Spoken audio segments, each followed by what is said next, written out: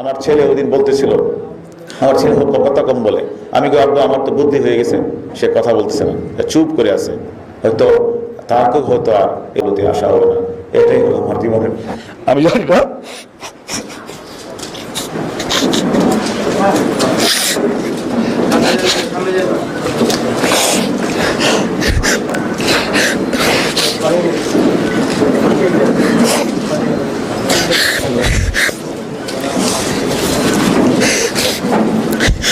আমি তারপরে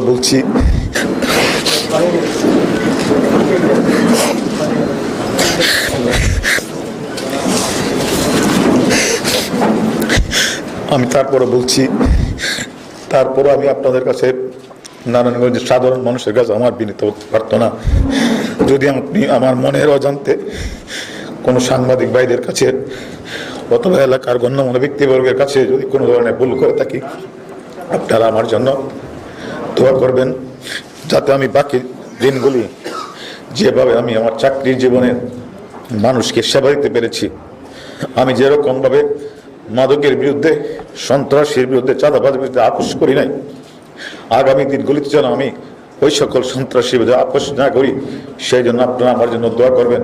আশা করি, আমি মনে করি যে আমি কোনো ভুল করি নাই। যদি তাই তদন্তে প্রমাণ হবে, তারপর আপনাদের কাছে বলে যাই, আমি সবসময় আপনাদের প্রতি দোয়া হইল আপনারা ভালো থাকবেন। এবং আমি মনে করি না, আমি যে কাজটি করেছি, যে কাজটি করার চেষ্টা করেছি, এবং আগামী দিনগুলিতেও আমার চাকরিটা যেন ওই রকমই হয়।